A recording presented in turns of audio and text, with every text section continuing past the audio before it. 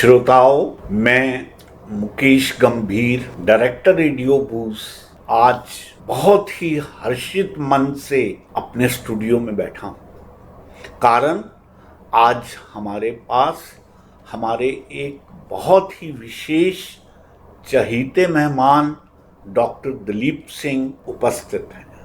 साथियों, डॉक्टर दलीप सिंह दूसरी तीसरी बार आज हमारे स्टूडियो में आए हैं। इनसे बातचीत अलग अलग विषयों पर हमने पहले भी की है, चाहे वो इमोशनल इंटेलिजेंस पे रही है, चाहे आईएएस की तैयारी पर बातचीत रही है। अभी हाल में ही डॉक्टर दलीप सिंह उज़्बेकिस्तान की यात्रा करके आए। हम उनसे वहाँ की कंट्री के बारे में बातचीत करेंगे, लेकिन मैं पहले बताना चाहता हूँ उन श्रोताओं को जो इस वीडियो में हमारे साथ जुड़ रहे हैं। डॉक्टर दलीप सिंह हरियाणा ब्यूरोक्रेसी के एक सीनियर आईएएस ऑफिसर हैं। सिर्फ ब्यूरोक्रेसी में ही नहीं बल्कि एजुकेशन एकेडमिक वर्ल्ड में भी बहुत अच्छे से जाने जाते हैं। आपने सिर्फ पीएचडी ही नहीं बल्कि डीलिट भी किया हुआ है और आपकी इमोशनल इंटेलिजेंस पर जो पुस्तक है वो बहुत अधिक चर्चित है और कई प्रोमिनेंट पब्लिशर द्वारा वो पब्लिश की गई हैं। हम डॉक्टर दलीप सिंह का तहे दिल से स्वागत करते हैं। You are welcome sir. धन्यवाद। और साथियों, मैं ये बताना चाहता हूँ कि बहुत ही सेंसिटिव और इंटेलिजेंट ढंग से चीज़ों को ऑब्ज़र्व करते हैं। इनका अपना एक यूट्यूब चैनल भी है। आज हम इनसे स्पेसिफिकली इनकी जो उज़्बेकिस्तान पे की गई यात्रा है उसके बारे में बातचीत करेंगे। जी डॉक्टर दलीप सिंह। धन्यवाद गंभीर साहब। और मुझे बड़ी खुशी है कि आपका रेडियो बूझ बहुत अच्छा कार्य कर रहा है और आप बहुत अलग अलग तरह के जो टॉपिक्स हैं उस पर आप लोगों को बुलाते हैं। जी, जहाँ तक विदेशी यात्राओं का संबंध है तो मैं समझता हूँ कि उज़्बेकिस्तान इन्हीं में पूरा ओवरऑल ही बताना चाहूँगा। हाँ, बिल्कुल। मैं 35-40 साल की जो मेरी सर्विस रही है तो उसमें से मेरा सौभाग्य रहा कि मैं लगभग दुनिया की ऑलमोस्ट हर कंट्री में जाने का मुझे मौका मिला। कम से कम कह सकता हूँ 60% से ज़्यादा देश जो हैं इस दुनिया में कंटिनेंट्स हैं जितने, इसमें मुझे जाने का मौका मिला। चाहे वो कनाडा है, चाहे अमेरिका है, यूरोप है, अफ्रीका है, एशिया है, इनमें जाने का मौका मिला और बहुत कुछ सीखने का मौका मिला।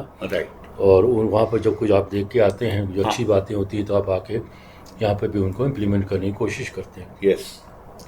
इसके अलावा अभी हाल ही में क्या हुआ है कि जो सेंट्रल एशिया कंट्रीज़ हैं या ईस्टर्न यूरोपियन कंट्रीज़ बोलते हैं जो कि रशिया से 1999 में अलग हुई थी, उनमें भी जो है हमारे भारतीयों का जाने का रुझान बढ़ा है। जैसे आपने उज़्बेकिस्तान की बात की है, अजरबैजान है, कजाकिस्तान है, यूक्रेन है और इस तरह की जो 10-12 कंट्रीज़ हैं वहाँ पे, इनमें भी जाने का मौका लेनी थी। मैं चाहूँगा कि जब भी किसी को मौका मिले, हमारे दर्शक हैं इन कंट्रीज़ में भी जरूर जाएँ, क्योंकि हमारा जो वरना हमारे हिंदुस्तान में जो आम क्या है कि यहाँ से सीधा चलते यूरोप देख जाते हैं। यूरोप के 2-3 कंट्री, लंदन देखा आपने, जर्मनी देखा, पेरिस देखा, वापस आ गए। और या फिर सीधा अमेरिका जाते हैं, वहाँ पे 2-4 जगह। तो ये देश भी हैं जो कि नज़दीक हैं और इतने नज़दीक हैं कि शायद हमें दिल्ली से चेन्नई या दिल्ली से बम्बई जाना हवाई जहाज़ से ज़्यादा टाइम लगता है। बिल्कुल ठीक। और यहाँ जाना हो तो ये भी 2 घंटे, 2.5 घंटे, 3 घंटे की जर्नी है। कुछ इंटरेस्टिंग बातें बताना चाहूँगा कि कैसे कि मैं हमेशा सोचता था कि क्या फ़र्क है। This is the basic question which comes in everybody's mind, that whosoever visit in these countries, what distinction one can notice in these countries as compared to India? कि क्या कारण है। जैसे शुरू में 30-35 साल पहले जब एक बार गए, लंदन गए थे, एक बार जापान भी गए थे, तो वहाँ जाके लोगों ने बताया जी हमारे यहाँ 20-25 साल से लाइट ही नहीं गई कभी। हमने कहा मैं लाइट का क्या पोजीशन है, तो कहते हैं कि वो उनको शौक लगा कि सवाल क्या पूछ रहे हो। क्योंकि आपको याद होगा आज से 20-25 साल पहले हरियाणा में और दिल्ली में बिल्कुल क्या हाल था। अब तो काफ़ी स्थिति ठीक है, बेटर है। लेकिन एक ज़माना ये था कि आपको लाइट कब जाएगी कब आएगी अभी भी वो बहुत अच्छी स्थिति you can not be sure about it कि भाई वो कहते थे कि ये मतलब क्या आपका कि पूछने का कि लाइट चलेगी, कि लाइट जाने का मतलब ही नहीं। तो मैं कहता हूँ वहाँ सिस्टम्स वर्क, जो भी सिस्टम है वो वहाँ काम करते हैं। हमारे यहाँ वो सिस्टम जो है काम नहीं करते, तो चाहे ब्यूरोक्रेसी की है, चाहे ब्यूरोक्रेसी को ब्लेम कर लें, सरकारी अधिकारियों को ब्लेम कर लें, चाहे सरकार को कर लें, पॉलिटिकल पार्टी को कर लें, सिविल सोसाइटी ग्रुप्स को कर लें। पर फ़र्क एक तो ये है कि वहाँ पर जो एक बार कानून बन गया उसकी पालना की जाती। ठीक है। और जिस देश ने पालना की वो आगे चला। राइट। हमारे यहाँ वो सिस्टम्स नहीं है। आप चाहे पानी की बात कर लें, आज भी देश को आज़ाद 75 साल हो गए, लेकिन आप पाएंगे कि अभी भी देश में बहुत से ऐसे इलाके हैं जहाँ भी पानी नहीं पहुँचा। सबसे बड़ी बात है, in the capital of country this problem is हर साल गर्मियों में ये प्रॉब्लम आती है। बिल्कुल। पानी हम नहीं पहुँचा पाए, बिजली हम नहीं पहुँचा पाए, स्वास्थ्य की जो सेवाएं हैं वो हम नहीं पहुँचा पा रहे हैं, सड़कें हम नहीं पहुँचा पा रहे हैं। अब क्योंकि मानसून आ गई है तो फिर सड़कों पर पानी का ठहरना, उसका निष्कासित ना होना, ये रेगुलर फीचर अभी तक बने हुए हैं हमारे। तो मैं तो इस पे इम्प्रूवमेंट होनी चाहिए। भारत सरकार करे, राज्य सरकारें करें, कि जो हमारी जो संस्थाएं हैं इनसे हाइजीन से, सैनिटेशन से जिनका रिलेशन है, चाहे वो म्यूनिसिपल कॉर्पोरेशंस हो या डेवलपमेंट अथॉरिटीज़ हो या कोई भी हो, उनको अपने सिस्टम बदलने पड़ेंगे ताकि जो देश के नागरिक हों उनको भी हर सुविधा मिले और रेगुलरली मिले, हर क्वालिटी की जो है सुविधा मिले। एक तो मैंने ये बात नोट की, तो मुझे हमेशा ये रहा कि हमारे यहाँ ये सिस्टम क्यों नहीं काम करता। दूसरा है लॉ एंड ऑर्डर का। आप हैरान होंगे कि जो सेंट्रल एशियन कंट्रीज़ की बात कर रहा हूँ मैं, ईस्टर्न यूरोपियन कंट्रीज की बात कर रहा हूँ। अभी रिसेंटली मैं अजरबैजान एक कंट्री है, बाकू उसकी कैपिटल है, और एक उज्बेकिस्तान कंट्री है जो कि बहुत नज़दीक है इंडिया से, जिसकी ताशकंद उसकी कैपिटल, वहाँ गया था। अच्छा। बातचीत करते करते वहाँ लोगों से पूछा था, हमने पूछा भी क्राइम रेट आपके यहाँ क्या है। क्योंकि मैंने देखा कि लोग बड़े खुलेआम घूम रहे हैं, रात हो दिन हो, लड़कियों हो, किसी को कोई प्रॉब्लम नहीं वहाँ पर। तो उनको ये बात सुनकर भी बड़ी हैरानी हुई। वो कहते हैं कि आपका मतलब क्या है कि क्राइम रेट से? बिल्कुल ठीक है ये बात। मैंने कहा नहीं भाई, कोई क्राइम होते होंगे, झगड़े फसाद, अदालतें, ये वो। वो कहता है नहीं, जैसे अजरबैजान बताया कि the last murder which took place in that country, मैं देश की बात कर रहा हूँ, उस देश में अजरबैजान में, वो शायद 1980 में कोई था। कोई मर्डर नहीं है। जो डिस्प्यूट होते हैं एक ही बार फैसला हो गया और वो इम्प्लीमेंट हो जाता है। तो लॉ एंड ऑर्डर की स्थिति भी जो है वो भी हमें सीखनी होगी। And they are very strict about it. लोगों में कानून का डर है। मैं वहाँ एक इंडियन फैमिली से मिला, उन्होंने कहा जी कि मान लीजिए बिजनेस में मैंने किसी से कोई समझौता किया कि आप मैं इतने पैसे दिए, मैंने 5 लाख रुपए दिए और वो मेरे को सामान देगा, और मान लो उसने नहीं दिया, कहता घबराने वाली बात नहीं, केवल आपको एक ईमेल भेजनी है, जो भी वहाँ अथॉरिटी है, वो ऑटोमेटिकली फैसला हो जाएगा, और उस आदमी के बैंक से, उस आदमी का जो बैंक है वो बैंक से ऑटोमेटिकली पैसे निकाल के मेरे बैंक में आ जाएंगे। ठीक, किसी से कुछ। हमारे यहाँ पे आपको पता है कि जब सिविल सूट हो जाते हैं तो सिविल सूट का सालों तक चलते हैं। तो ये लॉ एंड ऑर्डर की स्थिति हमने सीखनी पड़ेगी, जो कि मुझे अच्छा लगा बाहर जा करके कि भी लॉ एंड ऑर्डर इतना उनका बढ़िया है। और फिर टूरिज्म, आप भी दुबई गए होंगे, सिंगापुर भी गए होंगे। बिल्कुल। आप ये देखिए कि जितनी उन देशों की जनसंख्या है उससे ज़्यादा वहाँ टूरिस्ट आते हैं। मतलब आप ये इमेजिन कीजिए कि हमारी जनसंख्या 140 करोड़ है, तो क्या हम कभी ये सोच सकते हैं कि 140 करोड़ से ज़्यादा हर साल भारत में टूरिस्ट आएंगे? Next to impossible. लेकिन सिंगापुर ही है। और कोई भी टूरिस्ट, इंडियन टूरिस्ट आता है, चाहे मतलब किसी कम से कम भी खर्च करेगा, मैं समझता हूँ कि कोई 500 या $1000 जरूर खर्च करके आएगा। डेफिनेटली। बाकी तो इससे ज़्यादा करते ही हैं। आप जाएंगे, कार भी चाहिए आपको, होटल भी चाहिए, घूमना भी है, खाएगा भी, पिएगा भी आदमी, हवाई जहाज का भी खर्चा है। ये $multi-billion की इंडस्ट्री है, और हर देश ने इसको समझ लिया है। आप चाहे लैटिन अमेरिका में जाएं, ब्राज़ील में जाएं, अमेरिका में जाएं, यूरोप में जाएं, कहीं भी जाएं, ठीक है। अब तो ये बात श्रीलंका की भी समझ में आई है कि टूरिस्ट जब आएंगे तो टूरिस्ट आपको कुछ ना कुछ दे के जाएंगे। और इंटरेस्टिंगली हमारे पास थ्रू आउट आवर कंट्री इतने स्पॉट्स हैं जिनको टूरिस्ट स्पॉट्स बनाया जा सकता है, लेकिन ध्यान नहीं दे रहे, इसलिए वो सारी बातें अहमियत भी नहीं है। आप ठीक कह रहे हैं। देश हमारा इतना बड़ा है कि हमारे यहाँ पे जितने नेचुरल रिसोर्सेज हैं, जितनी लेक्स हैं, नदियाँ हैं, मंदिर हैं, मस्जिद हैं, दूसरी चीज़ें हैं, देखने की चीज़ें हैं हमारे यहाँ। आप उड़ीसा जाइए, एक अलग दुनिया है। आप वेस्ट बंगाल जाइए, एक अलग दुनिया है। आप कर्नाटका, केरला चलिए, अलग दुनिया है। ठीक है ना।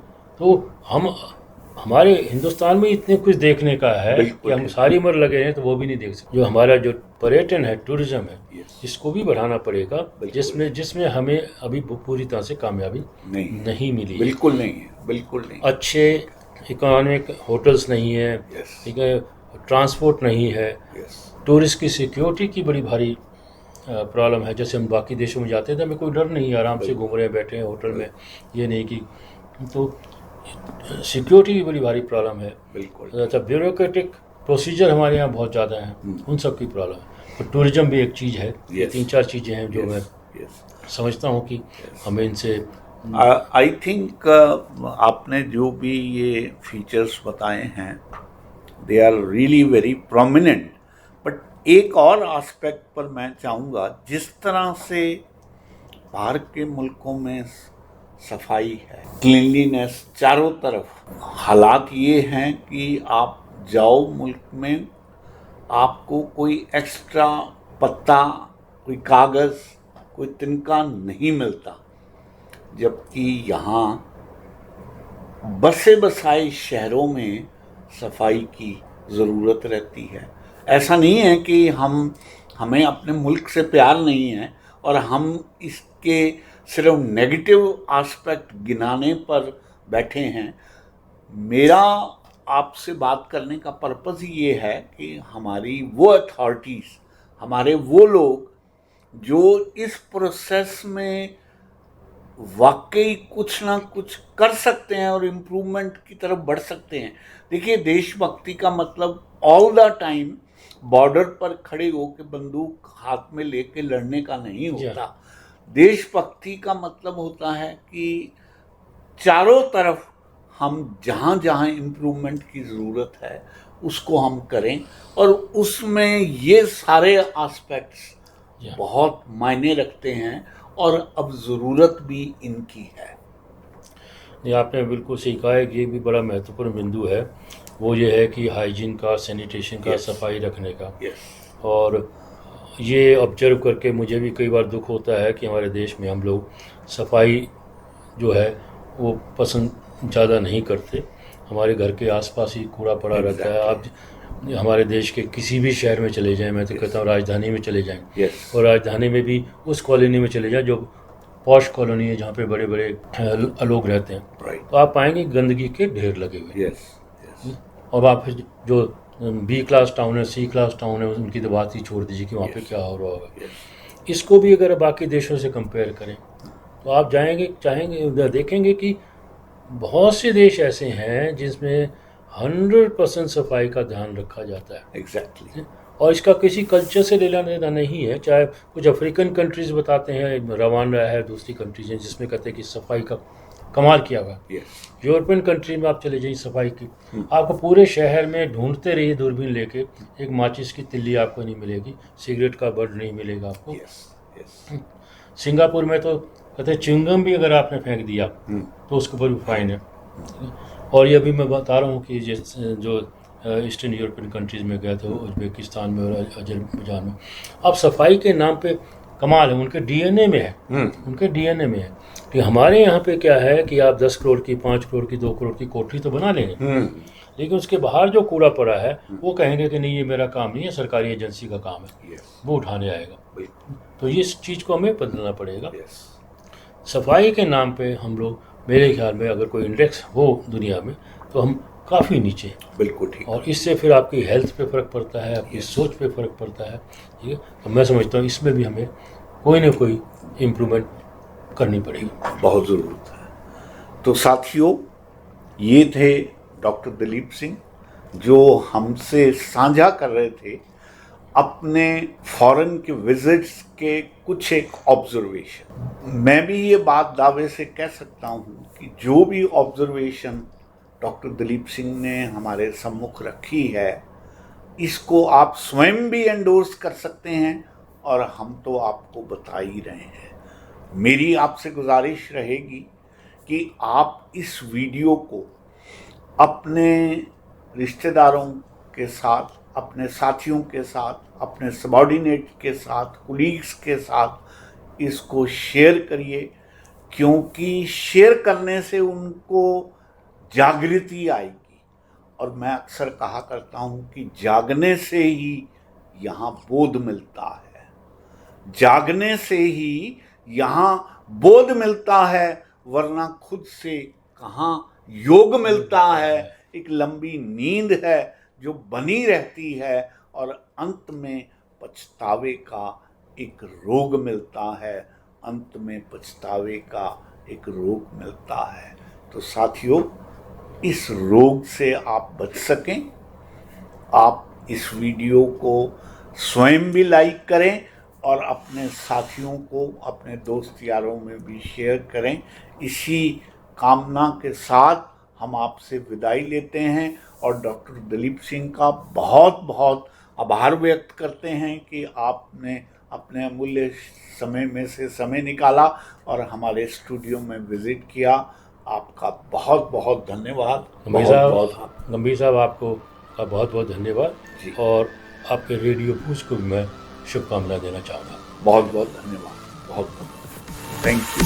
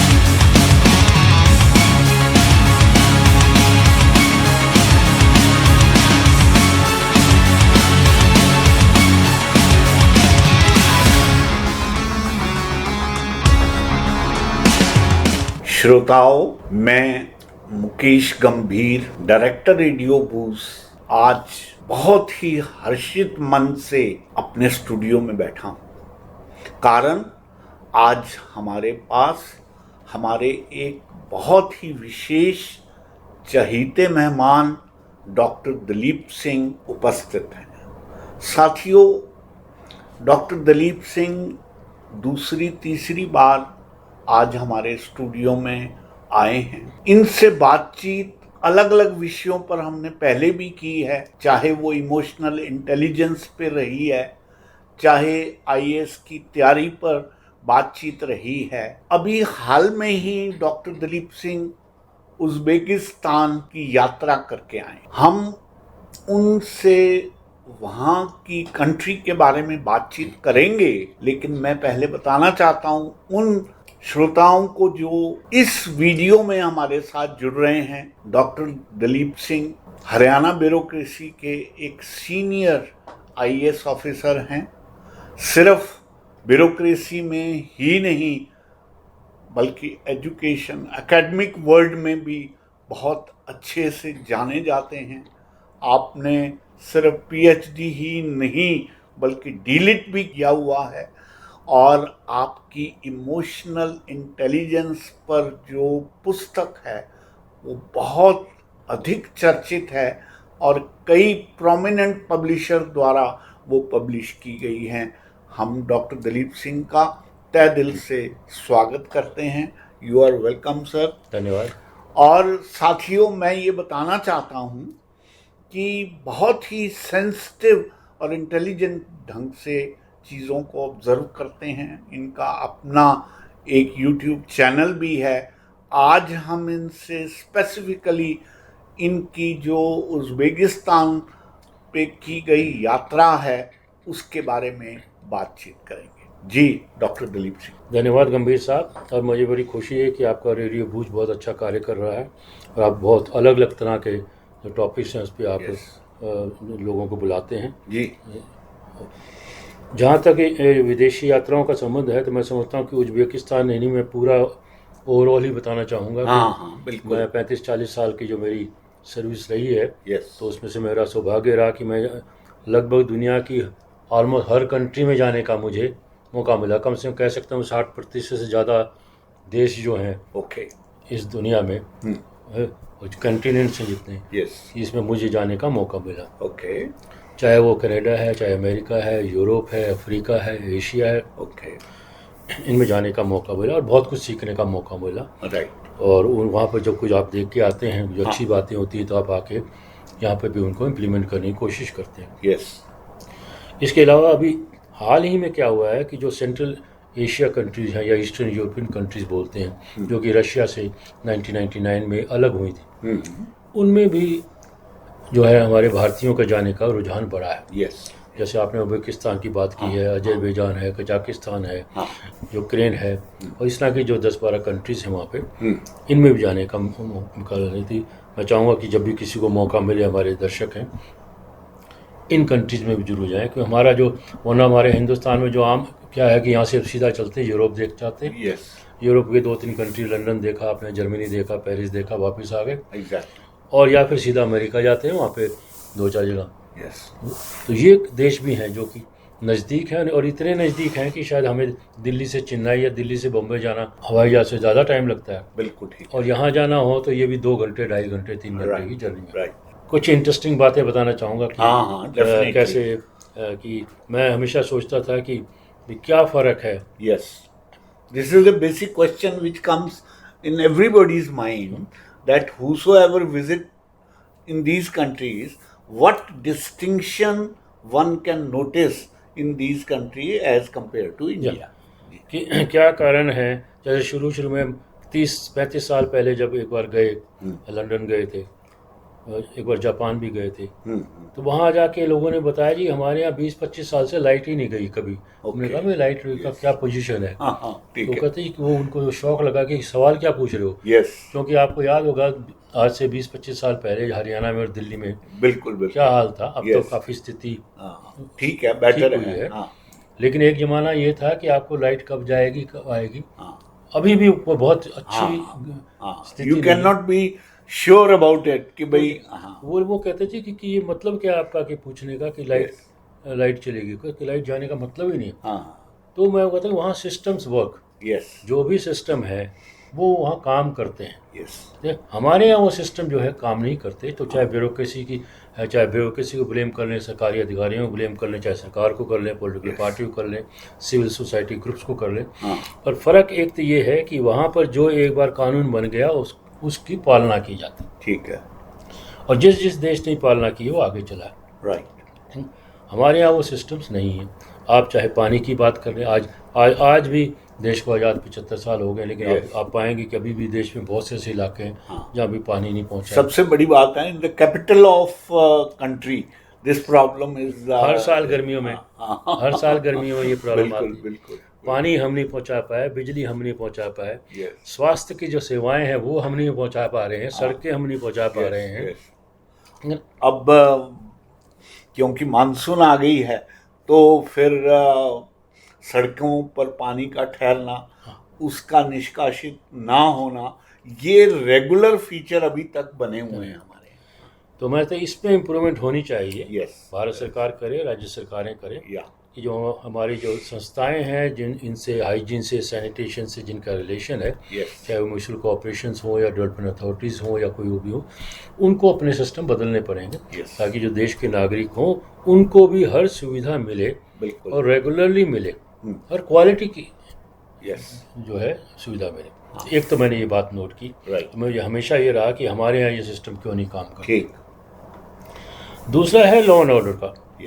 आप हैरान होंगे कि जो सेंट्रल एशियन कंट्रीज़ की बात कर रहा हूँ मैं, जो ईस्टर्न यूरोपियन कंट्रीज की बात कर रहा हूँ, अभी रिसेंटली मैं अजरबैजान एक कंट्री है, बाकू उसकी कैपिटल है, और एक उज्बेकिस्तान कंट्री है जो कि बहुत नज़दीक है इंडिया से, जिसकी ताशकंद उसकी कैपिटल, वहाँ गया था।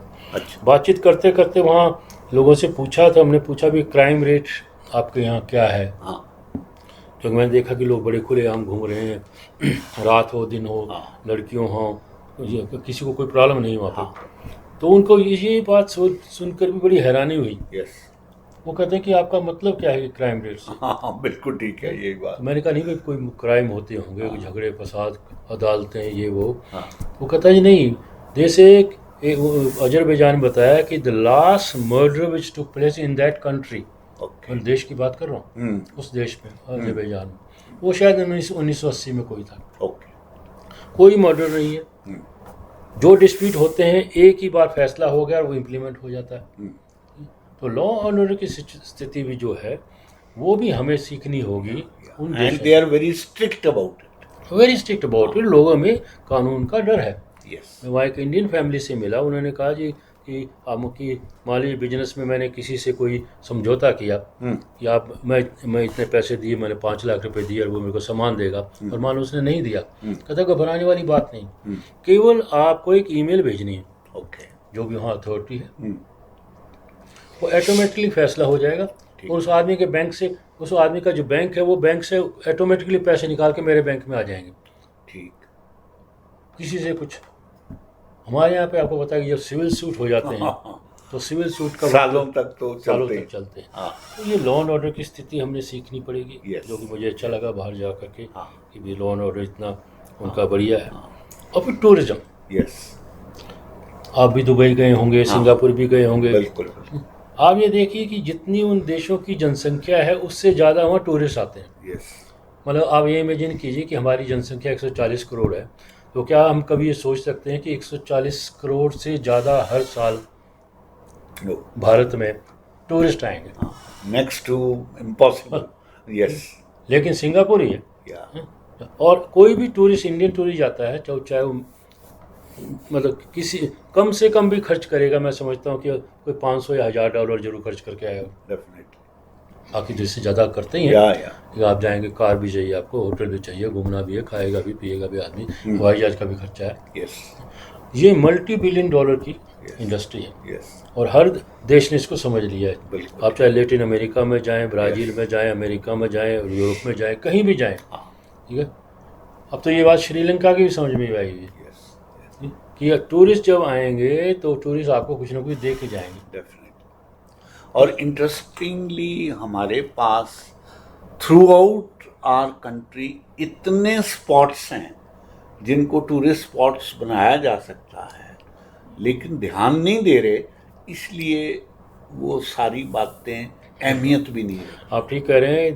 देश हमारा इतना बड़ा है कि हमारे यहाँ पे जितने नेचुरल रिसोर्सेज हैं, जितनी लेक्स हैं, नदियाँ हैं, मंदिर हैं, मस्जिद हैं, दूसरी चीज़ें हैं, देखने की चीज़ें हैं हमारे यहाँ। आप उड़ीसा जाइए, एक अलग दुनिया है। आप वेस्ट बंगाल जाइए, एक अलग दुनिया है। आप कर्नाटका, केरला चलिए, अलग दुनिया है। ठीक है ना। तो हमारे हिंदुस्तान में इतने कुछ देखने का है कि हम सारी उम्र लगे हैं तो वो भी नहीं देख सकते। जो हमारा जो पर्यटन है, टूरिज्म है, इसको भी बढ़ाना पड़ेगा, जिसमें हमें अभी पूरी तरह से कामयाबी नहीं मिली। बिल्कुल नहीं है, बिल्कुल नहीं। अच्छे इकोनॉमिक होटल्स नहीं है, ठीक है, ट्रांसपोर्ट नहीं है, टूरिस्ट की सिक्योरिटी की बड़ी भारी प्रॉब्लम है। जैसे हम बाकी देशों में जाते थे, हमें कोई डर नहीं, आराम से घूम रहे हैं, बैठे हैं होटल में, ये नहीं कि तो सिक्योरिटी की बड़ी भारी प्रॉब्लम है। बिल्कुल। अच्छा, ब्यूरोक्रेटिक प्रोसीजर हमारे यहाँ बहुत ज़्यादा हैं, उन सब की प्रॉब्लम है। तो टूरिज्म भी एक चीज़ है। ये 3-4 चीज़ें हैं जो मैं समझता हूँ कि हमें इनसे आई थिंक आपने जो भी ये फीचर्स बताए हैं, they are really very prominent. But एक और एस्पेक्ट पर मैं चाहूँगा, जिस तरह से बाहर के मुल्कों में सफाई है, क्लीनलीनेस चारों तरफ, हालात ये हैं कि आप जाओ मुल्क में, आपको कोई एक्स्ट्रा पत्ता, कोई कागज़, कोई तिनका नहीं मिलता, जबकि यहाँ बसे बसाए शहरों में सफाई की ज़रूरत रहती है। ऐसा नहीं है कि हमें अपने मुल्क से प्यार नहीं है और हम इसके सिर्फ नेगेटिव एस्पेक्ट गिनाने पर बैठे हैं। मेरा आपसे बात करने का पर्पज़ ये है कि हमारी वो अथॉरिटीज़, हमारे वो लोग जो इस प्रोसेस में वाकई कुछ ना कुछ कर सकते हैं और इम्प्रूवमेंट की तरफ बढ़ सकते हैं। देखिए, देशभक्ति का मतलब ऑल द टाइम बॉर्डर पर खड़े होकर बंदूक हाथ में लेके लड़ने का नहीं होता। देशभक्ति का मतलब होता है कि चारों तरफ हम जहाँ जहाँ इम्प्रूवमेंट की ज़रूरत है उसको हम करें, और उसमें ये सारे एस्पेक्ट्स बहुत मायने रखते हैं और अब ज़रूरत भी इनकी है। ये आपने बिल्कुल सही कहा है कि ये भी बड़ा महत्वपूर्ण बिंदु है। वो ये है कि हाइजीन का, सैनिटेशन का, सफाई रखने का। और ये ऑब्जर्व करके मुझे भी कई बार दुख होता है कि हमारे देश में हम लोग सफाई जो है वो पसंद ज़्यादा नहीं करते। हमारे घर के आसपास ही कूड़ा पड़ा रहता है। आप हमारे देश के किसी भी शहर में चले जाएं, मैं तो कहता हूँ राजधानी में चले जाएं, और राजधानी में भी उस कॉलोनी में चले जाएं जो पॉश कॉलोनी है, जहाँ पे बड़े बड़े लोग रहते हैं, तो आप पाएंगे गंदगी के ढेर लगे हुए। और आप जो बी क्लास टाउन है, सी क्लास टाउन है, उनकी तो बात ही छोड़ दीजिए कि वहाँ पे क्या हो रहा होगा। इसको भी अगर बाकी देशों से कंपेयर करें तो आप चाहेंगे देखेंगे कि बहुत से देश ऐसे हैं जिसमें 100% सफाई का ध्यान रखा जाता है। एग्जैक्टली। और इसका किसी कल्चर से लेना देना नहीं है। चाहे कुछ अफ्रीकन कंट्रीज़ बताते हैं, रवांडा है, दूसरी कंट्रीज हैं जिसमें कहते हैं कि सफाई का कमाल किया हुआ। यूरोपियन कंट्री में आप चले जाइए, सफाई की आपको पूरे शहर में ढूंढते रहिए दूरबीन लेके, एक माचिस की तिल्ली आपको नहीं मिलेगी, सिगरेट का बड नहीं मिलेगा आपको। सिंगापुर में तो कहते हैं च्युइंगम भी अगर आपने फेंक दिया तो उसके ऊपर भी फाइन है। और ये भी मैं बता रहा हूँ कि जो ईस्टर्न यूरोपियन कंट्रीज़ में गए थे, उज्बेकिस्तान में और अजरबैजान में, अब सफाई के नाम पे कमाल है, उनके डीएनए में है, उनके डीएनए में है। कि हमारे यहाँ पे क्या है कि आप 10 करोड़ की, 5 करोड़ की, 2 करोड़ की कोठरी तो बना लेंगे, लेकिन उसके बाहर जो कूड़ा पड़ा है वो कहेंगे कि नहीं ये मेरा काम नहीं है, सरकारी एजेंसी का काम है, वो उठाने आएगा। तो इस चीज़ को हमें बदलना पड़ेगा।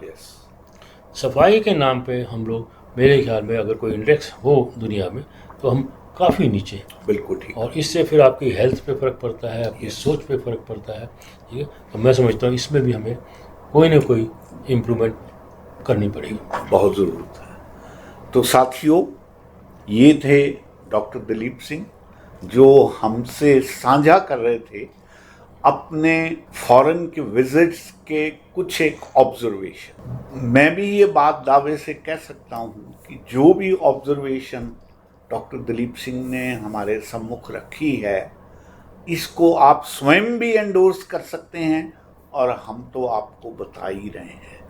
मेरी आपसे गुजारिश रहेगी कि आप इस वीडियो को अपने रिश्तेदारों के साथ, अपने साथियों के साथ, अपने सबॉर्डिनेट के साथ, कुलीग्स के साथ इसको शेयर करिए, क्योंकि शेयर करने से उनको जागृति आएगी।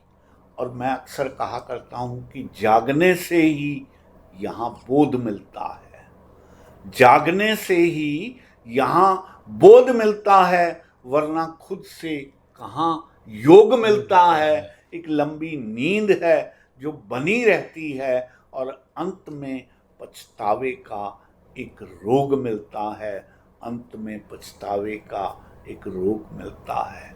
तो साथियों, इस रोग से आप बच सकें, आप इस वीडियो को स्वयं भी लाइक करें और अपने साथियों को, अपने दोस्त यारों में भी शेयर करें। इसी कामना के साथ हम आपसे विदाई लेते हैं और डॉक्टर दिलीप सिंह का बहुत बहुत आभार व्यक्त करते हैं कि आपने अपने अमूल्य समय में से समय निकाला और हमारे स्टूडियो में विजिट किया। आपका बहुत बहुत धन्यवाद। गंभीर साहब, आपको का बहुत बहुत धन्यवाद और आपके रेडियो बूज को भी मैं शुभकामना देना चाहूँगा। बहुत बहुत धन्यवाद, बहुत बहुत thank you. Something bang, bang, bang, bang, bang, bang, bang, bang, something bang, bang.